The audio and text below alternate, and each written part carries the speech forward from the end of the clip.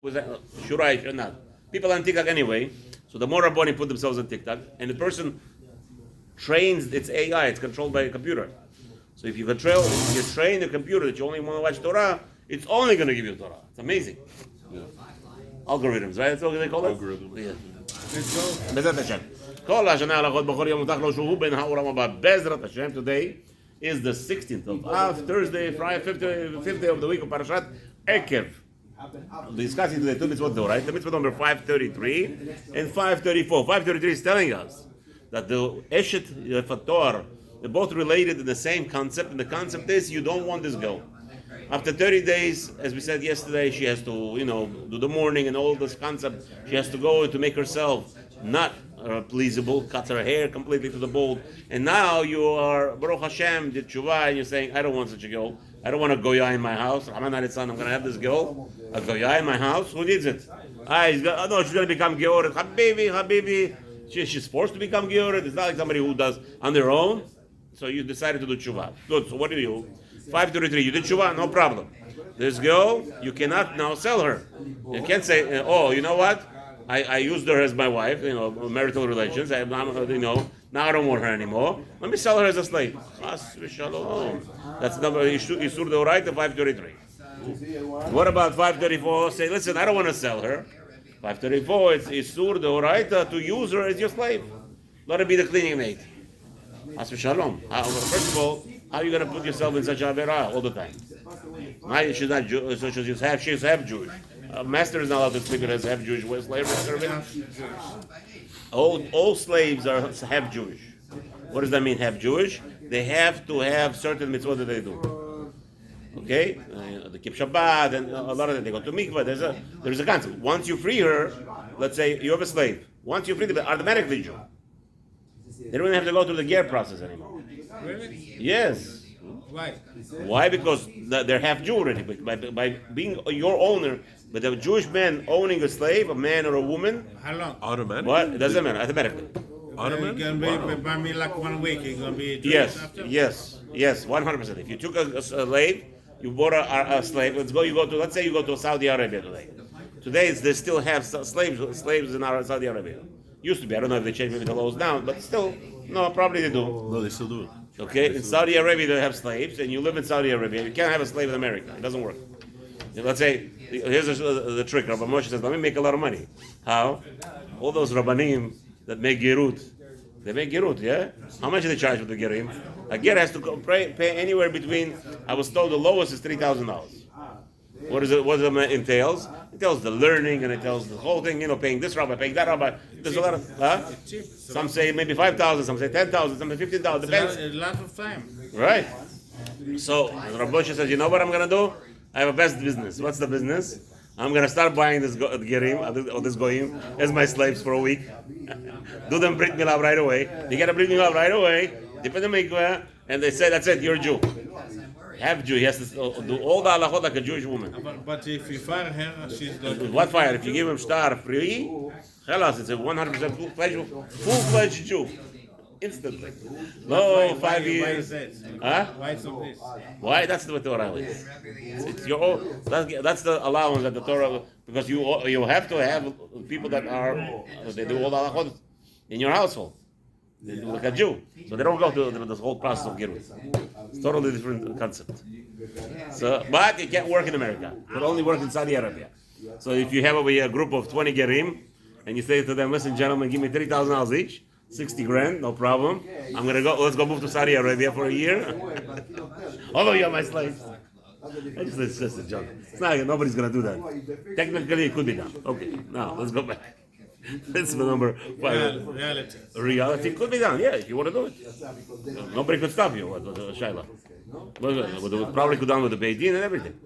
So as long as you're doing it in a legal country, but it's legal. America, somebody owes a slave, halas to him. I feel sorry for that guy. It'll ruin your whole day. Not a day? How about 70 to 100 years in jail and all those things? Not suggested. I'm against that. Okay. Let's not break the laws here. It's 533. Wives, I have no problem. It's not a wife. What do they say in America? It's called partners. Concubine? No, in America they have the 15 partners. You could have one night also. They don't care. What? So that you have to have partners, as many partners as you want. What do you mean? You could cheat, and you could have so many girlfriends as much as you want. But wives, you can have 2 wives, it's asur. But 15 girlfriends and 15 partners, no problem. I don't. Yeah, that's right. It's America. It's a beautiful America. It's a beautiful country. If you want all the corruption in the world, you come to America. Mitzvah number 533. 1 second. The mitzvot are sponsored by Lilu Nishmat Aharon ben Moshe ולרפואה שלמה, להבדיל בין החיים למתים, רפואה שלמה לכל חולה עמו ישראל וחלה בן יעקב בן רחל, חיה בת לאה, הסבכה בן מפרעה. בעזרת השם, מצווה נאמבר 533. ולא למכור אשת יפת תואר אחר שיבוא עליה החושק בה ביאה אחת. What is this guy? This guy went and used her as a shmata? What is that? As your personal pleasure machine? Or your pleasure pillow? Chas v'shalom. Once you were with her in the marital status, with marital relations, you know what I mean? אז זה נאמר, and it says בתורה, והיה אם לא חפץ בה, ושילחת לנפשה ומחר לא תמכרנה בכסף. Here, when the person used her as a woman, man and a woman relations, and now he doesn't want her anymore. The Torah tells us in chapter 21 in Dvarim, pasuk 14, and it will happen that if he doesn't desire her, he must send her away. And over there, so he's bringing you the pasuk for the next mitzvah also. It's the next pasuk that lo timkarena. Over here it tells you lo timkarena. I mean the confusion, right? And the next one it says over here, lo ta'amer ba'tachad asher yinika. So in the same pasuk it says you should not chas v'shalom go against her, meaning you can't use her as a slave. We'll learn in a second. Okay, Meshusha mitzvah. What's the purpose of this mitzvah? Why is Hashem giving us this mitzvah? Some explanation that Rabbi is going to give us. Lelamed nafshenu midot tovot veikarot. It's the purpose of all the good behavior concept. It's to instill in our souls how to be a good person and important values. What kind of values is this? You used her and then you throw her out. כבר כתבתי בהרבה מקומות כי הנפש היקרה ראויה לקבל הטובות ועליה יאכלו הברכות לעולם. And our soul is all about what we do on the outer, right? People don't understand. People say, let's see only what's in his heart. You have to understand what a person does physically, it affects his heart. So even though, let's say, somebody is not doing it, that's why the Torah Chazal say, Shalom lishma ba lishma. Even if you're not doing it, attention to Hashem, but eventually you get to that level. Unfortunately, the problem is many of us we start things Hashem Shamayim, and then we rear away and do things because of our honor, and that's a problem. That's all of us. Everybody has that. Everybody has it. It's a constant battle that we have to understand. When you start to do something with Hashem Shamayim, continue, and even let's say a person started to do something with Hashem Shamayim, and he's now continuing it because of his personal reasons. And now he realizes that he is doing it for personal reasons. He should not stop doing what he's doing. Mm-hmm. He should actually battle and try to go back to the original state of mind, doing things L'Shem Shamayim. And how are you going to get that? By learning the Ikar over here. So he's telling you, by constantly influencing ourselves. Why is Hashem commanding him? Mitzvah 533, strange thing. Right? This is a girl, I captured her. You told me the reason I'm allowed to sleep with her is because you don't want my Etzarah to get the best of me. So now I did my Avirah, so now I don't want to be with her anymore. So what do I mean? She's my captive. I caught her I fought a battle over it. I put my life on the line. Maybe I lost my brother for her. So might as well keep her and make a slave out of her. No, it's not a midat tova. It's not a good behavior. And a not good behavior, his Torah is going to tell you to wean it out of yourself. And yes, if now that you don't want to be with her anymore, send her away. What does she become? We'll see in a second. וכי חפץ האל בטוב עמו הכתרים, הכתרים בכל מידה המודע ומהודרת. הקדוש ברוך הוא crowned his children, the nation, with the best of behavior. That's what Jewish people are. All over the world, Jewish people spread this concept of conscience. ואין ספק כי במידת הנבלים הפחותים בתכלית למכור האישה אחר שהשכיבוה בחיקם. Of course, what other people do? I used her, I slept with her, I had my sex pleasure, let me sell her. That's what the Goyim used to do. Yadua davar en le'arich bo. And obviously, this is all the Shem Znud and all the craziness that the Goyim do. V'inyan yefa toar v'katzat dinea mekomot beirun. The Gemara discusses all the concept about this woman, what is actually specifically related in reference to this woman. As much as din yefa toar noeg. And obviously, when this concept of behavior already said, Hakol Katuv Mitzvah Rishon. And obviously, we already spoke yesterday that this mitzvah is only in the time when Am Yisrael is be'advatam in Eretz HaKadosh. 534. They have a prohibition now to turn this girl to be your slave, as it says already. Be said that lo titamer ba, like don't ba tahal asherinita. Once you already subdued her. Once you subdued her, and obviously we know that when I was growing up, I had a silly idea. Idea came to my mind. What was the idea? All this raped woman, right? The Gemara says, the Rambam says actually, that the rape, if a woman relaxes, and 99% of the time, in the middle of the rape, she starts enjoying. That's the concept. That's the way women are. Right? So when I was young, I said to myself, big deal, relax, don't fight. It was like a case. Don't fight over it. So the rape is completed. Halas, go over it. That's what I told to myself when I was younger. But it's more than that. It's more than that because I was foolish. I didn't understand the concept over here, the ishut. A woman, when she sleeps with another man while she's married, she has to get married. And a man who sleeps with another woman, he doesn't get married. He could, unless he slept with somebody's wife. That's accept. Let's say so. A man could marry technically 100 wives, not a problem. But the problem is over here, the woman when she allows herself to be protruded, and she doesn't do it because of the same thing as a man.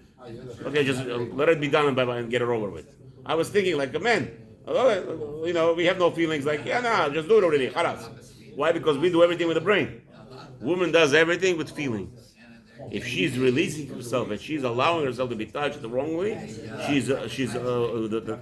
or violated, she's no longer in that category of mind that she could go back to the original state. A woman can never go back to the original state. A man, good. He slept with this one, slept with that one, not a problem. A woman, once she sleeps, that's why Hazal say you have to kill her. If a woman, that the Torah tells us to kill a woman if she slept with another man, when they don't know why we get married. Because now she destroyed the family. She destroyed the whole concept. And the Torah tells us we have to kill her. But because by them, it's not her nature with the brain, like, get her over with. The man is get her over with. The woman, it's all about the build-up and the whole thing. And so therefore, a woman here, a man captures a woman in war, right? So he jumps at her, and he does whatever he does with her. Now, the Torah calls her, you caused her harm. You caused her, and now she's looking into the man. She did enjoy the relationship in the end, in the middle, right? As Rambam says, in the end, when she comes down and she has the pleasure, it makes her feel. But now she's looking to this man, and now this man is going to use her as a slave. This man is going to sell her. Has shalom. So if you don't want, just like your wife, if you want a divorce, is a mitzvah 579. Get rid of your wife. You don't want her, then give her the get. You don't have to give her suffering. Right? So this one is not satisfying your needs. Khalas. Give her a get, let her go. Khalas. No. I don't know if he has to give her money though over here. Let's see. But maybe she does. Maybe he does. We'll see. Pirush mitamer lashon shimush. Over here it's obviously talking about after he used her for his personal to send her away. V'hen amru b'sifri lo titamer ba, lo tishtamesh ba. It says over there, don't use her just for that. V'inyan hu shelo na'amida kepelegish. Or shivcha la'avodat le'avidut. Like you said, pelegish. Not to use her as a pelegish. ואין עניין הכתוב שלא נשתמש בה בכלל שימוש שאנשים עושות לבעליהם. In any way, you're not allowed to use her for anything that a woman does for her husband. אבל הכתוב יאסור מלעשותה שפחה כמו שאסר מלמוכרה, גם כן לשפחה. As we said, you're not allowed to use her for a slave, just like you're not allowed to sell her for anything else. והכוונה אחד. כמו כן, בגונב נפש מאחיו שכתוב בו, ויתאמר בו. It's the same concept where a person, the Torah tells us over there, when a person steals a kidnaps a Jew, it's like he is mitamer, he's going against the Jew. פירשו זכרונם לברכה, שיכנסנו לרשותו וישתמש בו. Anywhere that you took this Jew, a person kidnapped the Jew, and he is using him in his free will, on his own, like whatever he wants to do with that man, that's called amer, betamer. Okay, we already explained the whole concept that we don't want to be in this parsha of having this evil intentions or evil behavior within the Jewish nation. So that's the concept of this mitzvah. Now, it's a good question. It's a big question. What does he do? I mean, does he have to send her away with money? Okay, I don't know. We know that a regular servant, right? When a Jewish servant, when you free a Jewish servant that worked for you for 6 years, you have to send them away with money. And lechoira, okay, maybe we'll learn it from where else do we have such a concept? We have a girl, a father that sells his girl as a slave, right? Over there, I don't think he sends her away with money. He doesn't send her away with money. He sends her away without anything. He doesn't want her. The kesef kiddushin, the money that he paid for this girl to her father, that works as kesef kiddushin only if he wants to marry her. It's not him. He could use it for his daughter, his wife, for his son to marry her. But over there, if he sends her away, he doesn't have to give money. And since he doesn't have to give money, Mistam over here also send her away without any money. Now you're going to say, so what's going to be with this girl? What's going to be with her? So the Beit Din will have to hire a fundraiser. I mean, like any other poor person. Like any other person. Can we say that he maybe is related? We can't obligate him. We told him to send her away. On one side, you tell him that he cannot make money off of her. But now you're going to tell him now it's his responsibility to give money. So if you're going to, maybe the Torah was afraid to say that it's his responsibility to give, that he has to give her money, then what would happen? He would sleep with her at war, in the middle of war, and what will he do then? After he sleeps with her? Kill her. If you tell him that he's going to have to pay money if he doesn't want her, he will just kill her. And maybe that's why the Torah did not obligate him to give money. So whose responsibility is going to be, whose financial burden should be? Like any other poor person. The community. Have a wonderful day, gentlemen. That's what I would think.